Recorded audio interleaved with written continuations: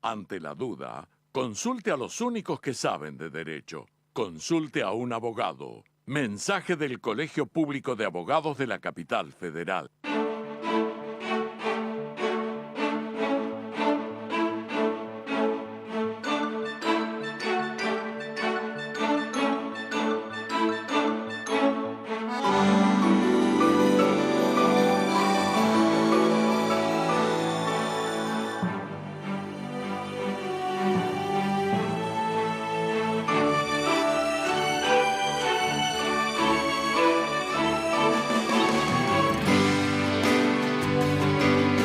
Nuestros valores, nuestros colores. Ayer, hoy y siempre. Banco Credicop Cooperativo. La banca solidaria.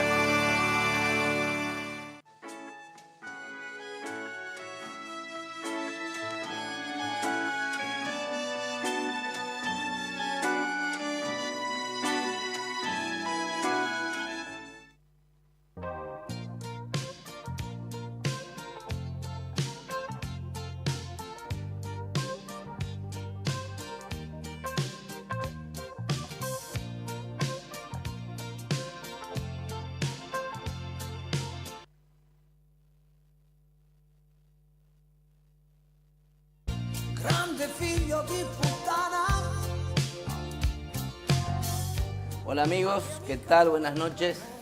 Estamos nuevamente en Los Secretos del Poder. Soy Oscar Bruni, co-conductor del programa. Mi amigo, creador de Los Secretos del Poder, hace 20 años, Ariel Crespo, está de viaje. Y por este martes y el pasado, estoy yo aquí. Quiero, antes de pasar a nuestro columnista y a los invitados de hoy, agradecer como siempre a aquellos que nos ven, nos escriben, nos llaman, nos estimulan a seguir. Pero puntualmente esta semana quiero agradecer a varias personas que me han parado o me han llamado para que continuemos tratando en lo posible de cambiar. Hace poco leí un artículo en donde este artículo, escrito por un sociólogo y por un psicólogo, decía que es muy difícil que alguien pueda, escuchando un programa o viendo un programa de televisión, cambiar lo que ya tiene en su mente. Bueno, lo que nosotros tratamos con Ariel en este programa es que instalar la duda, la reflexión, que no se coma todo lo que le damos masticado nosotros, otros programas, otras radios, otros diarios, sino que dude, reflexione y piense, que de esa manera vamos a hacer una sociedad distinta. Quiero agradecer especialmente a Héctor y los amigos de la Zapatería Correa de Mario Bravo, grandes amigos, a Betty Curani, una gran luchadora social, que solo ella lucha desde su lugar por este flagelo que es la droga. A Blanca, a Priscila, amigos de Córdoba y de Rosario que me escribieron, a Claudia, Paola, Moni y Gustavo, y especialmente a Marcelo Marciano. Antes de hacer una reflexión del programa pasado, quiero pasar a nuestro amigo y columnista Marcelo Toscano. ¿Cómo le va? En estos momentos es sumamente importante su palabra por lo que está transcurriendo desde que la Cámara de Estados Unidos dictaminó a favor de los denominados fondos buitres. Marcelo. Sí, ¿qué tal? Buenas noches. Bueno, sí, efectivamente es un tema de alguna manera que reviste una importancia crucial en la decisión de lo que es la macroeconomía y la política que van de la mano. Lamentablemente la Cámara de los Estados Unidos falló en contra de las pretensiones argentinas, y yo creo que bueno, el tema estuvo manejado de una forma, por lo menos no se supo comunicar realmente cuáles eran los argumentos que tenía el gobierno para defenderse y para evitar, ¿no es cierto?, este desenlace. Pero lo más preocupante es que bueno, ayer habló la presidenta, se hizo referencia al tema, es que se tiene una esperanza o se cree que hay una alternativa de que esto efectivamente lo analice la Corte de Estados Unidos. lo cual tiene una bajísima probabilidad, porque hay una estadística inclusive que nos plantea que de 80.000 asuntos que se ventilan, la Corte trata entre 70 y 80. En el caso puntual de la Argentina tenemos un problema, que es que hay que ver qué interpreta la misma con respecto a si está en juego, digamos, la estabilidad o la gobernabilidad del país o no. Lo más probable, uno no es adivino, pero lo más probable es que consideren de que debido a, si bien es un montón de plata, debido a la cantidad y a la forma y cómo se pronunció de alguna manera o cómo llevó el caso del estudio de abogado nuestro, probablemente tengamos la mala suerte de que la Corte no considere que es un caso de extrema urgencia, con lo cual quedaría de alguna manera firme la sentencia de la Cámara, y lo cual nos llevaría a un problema del carácter internacional, porque según lo aprendido de lo que dijo la presidenta, la idea de ella es básicamente que eventualmente, si esto ocurre, no pagar. Entonces, inclusive se va a elevar al Congreso un proyecto para estudiar. Las implicancias no son menores. O sea, si bien Argentina hoy de alguna manera no está recurriendo a los organismos internacionales ni a créditos de estos organismos, no es gracioso que te declaren en default, que es lo que puede ocurrir. Vuelvo a repetir, siempre hablo con el verbo que corresponde. Estamos haciendo un poco de futurología, capaz que tenemos suerte y estos señores se reúnen y dicen: este es un tema que vale la pena tocar y vale la pena profundizar. Los entendidos, los estudios de New York que fueron contratados, aparentemente el dictamen jurídico que tienen es en contra de esto. O sea, ellos consideran de que va a ser muy difícil de que esto se trate finalmente en este órgano que es la Corte. Todo esto en un plano de inestabilidad de alguna manera o preocupación política, con un gobierno que de alguna manera ganó pero perdió. O sea, todo esto es un tema que agrega a toda la preocupación, con una caída de reservas, con algunos agoreros que dicen que, bueno, que si esto ocurre vamos a quedar en 25.000 millones, 20.000 millones, peor que, o de la misma forma que tuvimos previo al 2001. No creo que ocurra eso, pero no es un buen antecedente, y la verdad que habría que repasar. Como esto no fue público, el problema fue ese, que no sabemos cuál fue la estrategia jurídica que se utilizó. Sabemos que viajó el vicepresidente, viajó el ministro de Economía, pero nunca supimos realmente cuál es la estrategia y por qué termina en esto. Más allá de que uno pueda decir que es de alguna manera la justicia en Estados Unidos puede ser que siempre esté en contra nuestra, o algunos que planteen, pero la realidad es que no lo sabemos.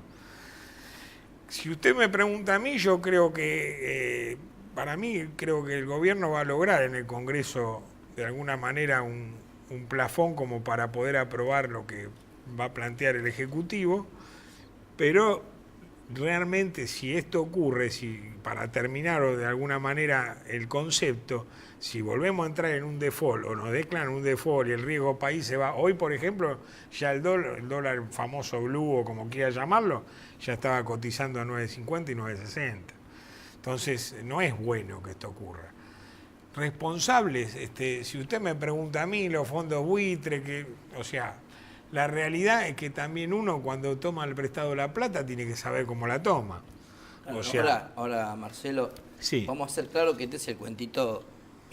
Compró el huevito y se lo comió. Claro. Los del huevito y los de sacaron la cascarita y le pusieron sal, no ha sido este gobierno, ni el anterior, por supuesto. ni el anterior. Esto comienza con el régimen militar del 76. Exactamente, pero lamentablemente por la teoría del Estado y que uno estudia en la facultad, no te podés desentender de esto. Eso claro. Tiene razón la presidenta. O sea, es un tema que si vos sos presidente lo tenés que resolver, porque es en el tiempo. O sea, el Estado es soberano, tendríamos que dar una clase de derecho de alguna manera de introducción al derecho y entonces no podemos zafar de esto, de alguna manera para explicarlo como lo entiende la doña Rosa. No es culpa de este gobierno, esto seguro. Lo que se le puede achacar, y lo tendríamos que evaluar para terminar y nos vamos con el invitado, es cuál fue la estrategia jurídica que se utilizó. Claro. Y por qué de algo que aparentemente vinieron el vicepresidente y el ministro muy contentos, terminamos en esto. Claro. O sea, eso es lo que me gustaría que expliquen. Está claro. Y realmente ayer creo que no quedó muy claro, me parece. Yo, para completar lo de Marcelo, recomiendo un artículo del día de hoy de Alfredo Zayat en página 12. Creo que va a ayudar a muchos a entender, yo no soy economista, a entender lo que es justamente los fondos buitres y cómo funcionan en otros gobiernos. Antes de pasar con la primera invitada, está llegando nuestro segundo invitado, que es el doctor Jorge Benedetti. Es una reflexión de la semana pasada. La semana pasada hablamos de la violencia del discurso político, ¿verdad? Las desmesuras.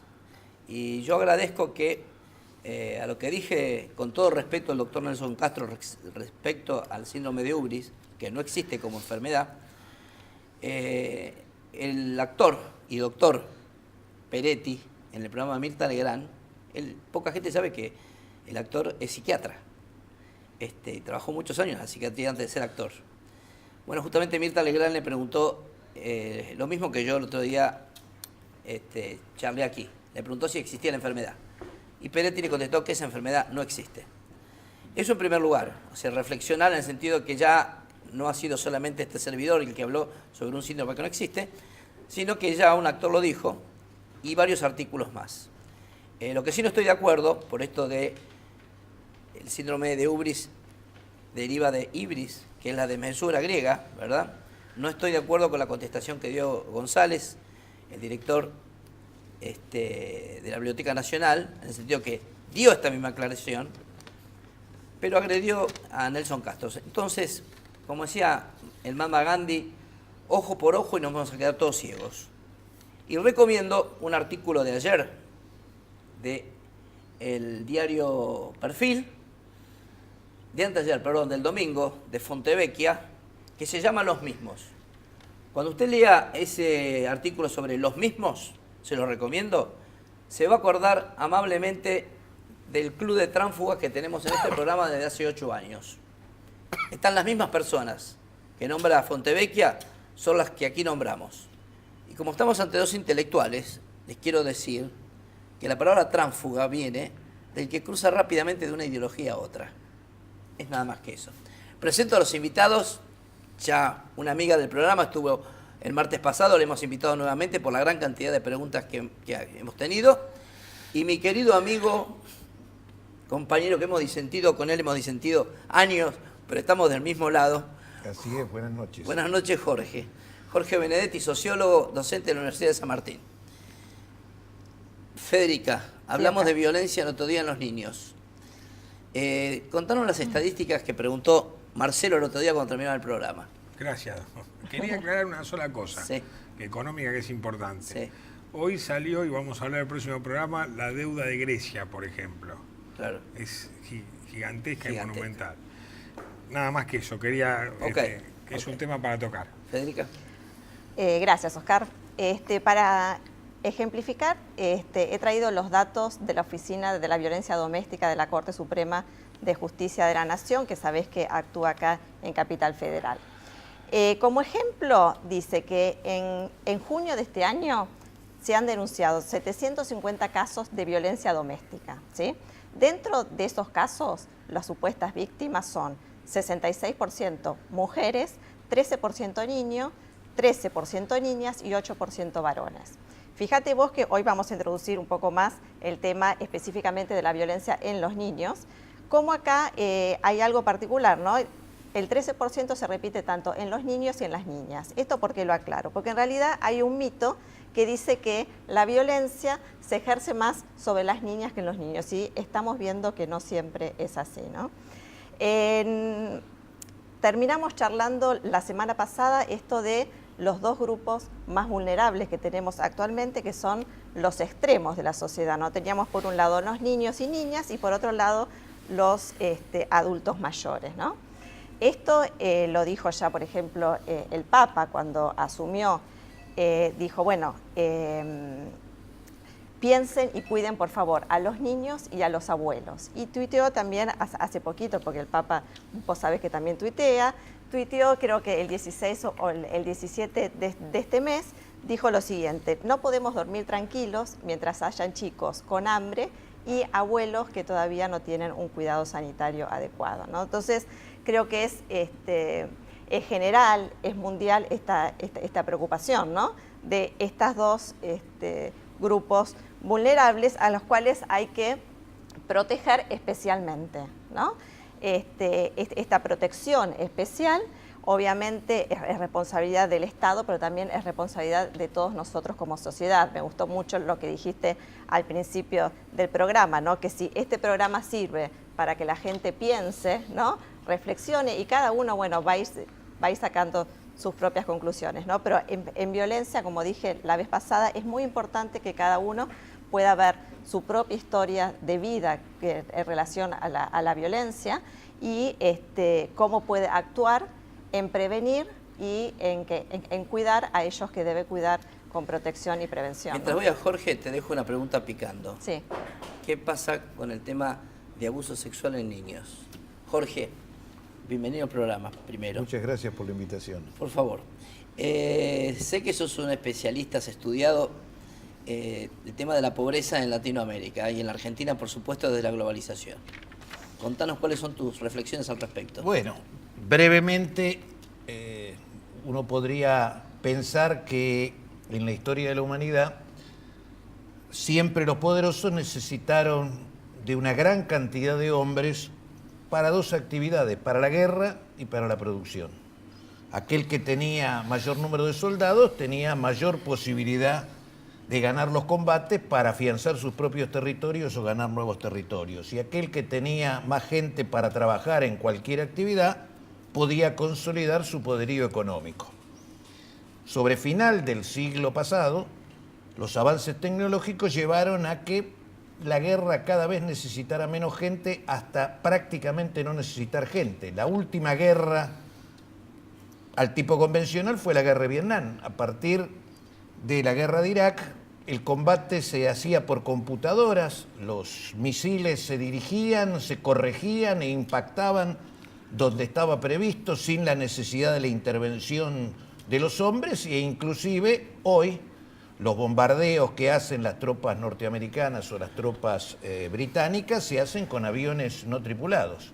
O sea que hay una gran cantidad de personal que ha quedado descartado de su actividad. La incorporación de la robótica ha hecho que otra gran cantidad de seres humanos quede descartado, quede separado, no es necesario.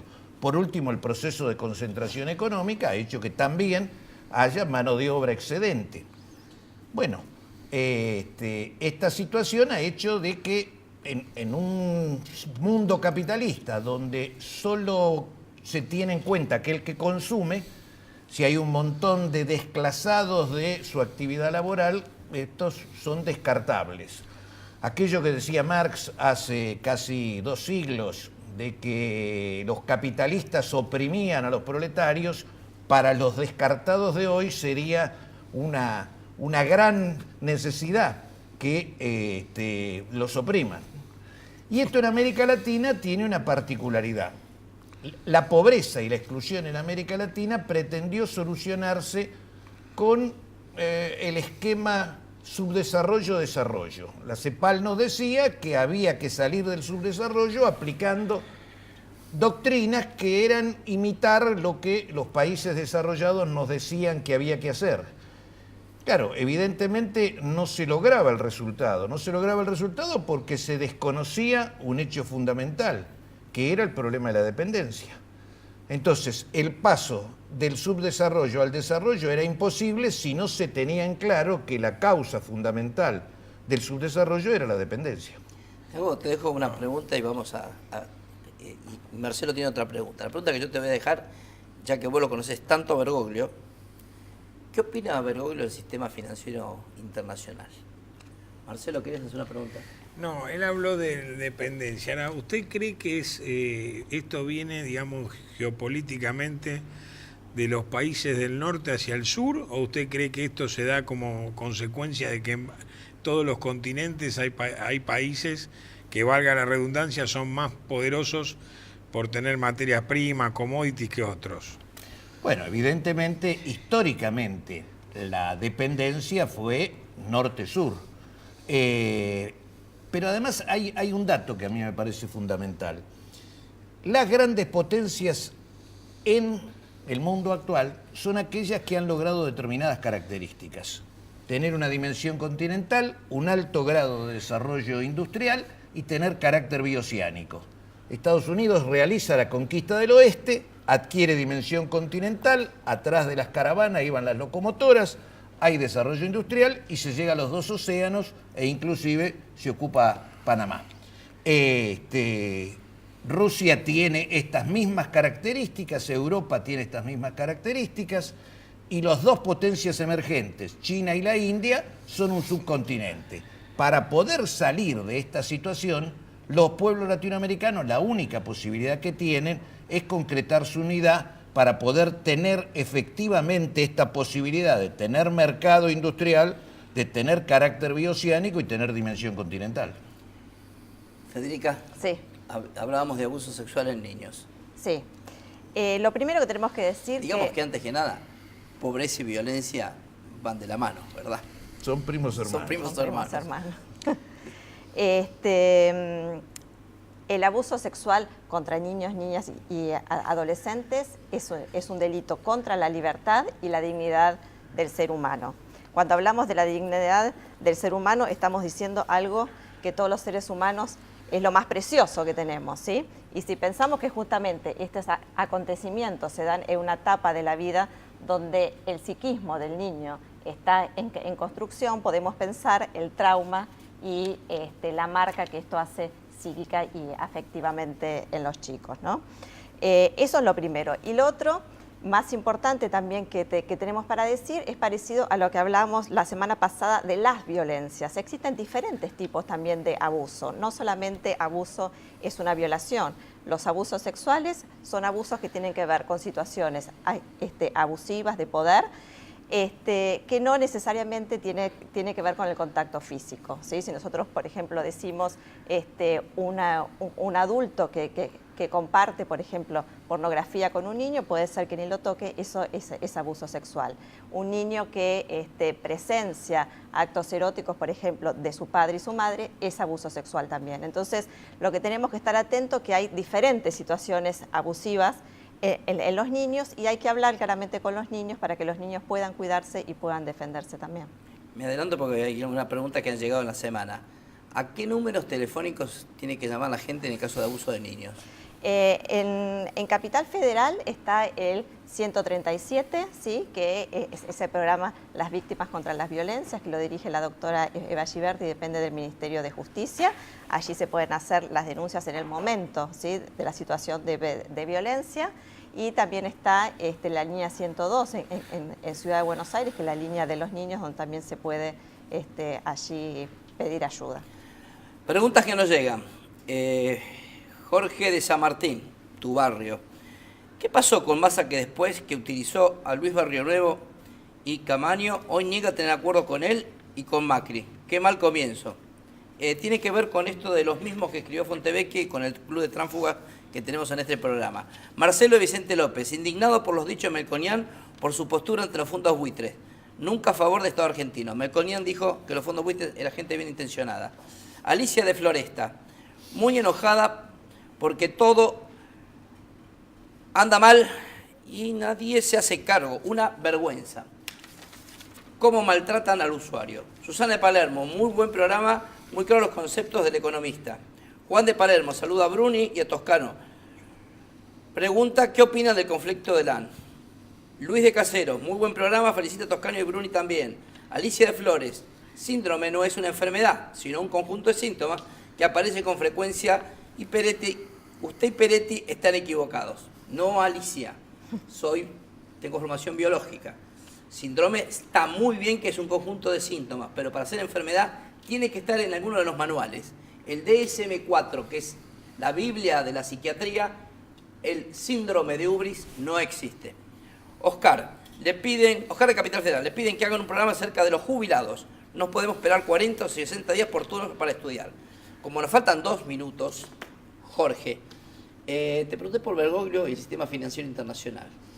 Bueno, resumiendo, Bergoglio acaba de decir que el escándalo no es esto que pintan los diarios que dicen que cae un banco, sino que el escándalo es que un chico se muera de hambre. Sin lugar a dudas, tiene una clara opinión y ha condenado al sistema financiero internacional y a este pensamiento del capitalismo que hace que los hombres pensemos de una manera absolutamente egoísta y antisocial, y como decía también la doctora, empecemos a excluir a partir de excluir a los niños y a excluir a los ancianos, cosa a los cuales Francisco se ha referido muy específicamente. ¿Cómo se llama tu libro recientemente editado? Mi libro se llama Optar por los pobres y recoge un aporte fundamental que ha hecho el pensamiento de la Iglesia latinoamericana, la Iglesia mundial, en este proceso de cambio que está viviendo tanto la Iglesia y el mundo, porque si nosotros imagináramos que hoy se reúne una mesa chica de los poderosos del mundo, por primera vez en la historia, habría que invitar a un latinoamericano. Sintéticamente, porque ya no estamos yendo, ¿qué pasa con los niños en las instituciones? Bueno, la verdad que es un problema que todavía debemos resolver. En una investigación que hizo la Secretaría Nacional de Adolescencia y Familia con UNICEF en el año 2012, dice que existen un poco más de 14.000 niños institucionalizados en nuestro país. Esto es una exclusión más, por más que hoy en día los hogares trabajan muy bien y los cuidan muy bien, los niños tienen que estar con sus familias. Queridos amigos, van 2 programas que hablamos de la violencia del discurso político, de la violencia social, de la pobreza. Marcelo explicó muy bien lo que se viene con la deuda. Deseo que todos, entre todos, paremos la desmesura de muchos y que vivamos en un país democrático como hasta ahora. Bajemos los niveles y paremos las latas de nafta y los fósforos. Paz para todos, democracia para todos. Buenas noches, nos vemos en Los Secretos del Poder el próximo martes, ya con su titular Ariel Crespo. Gracias.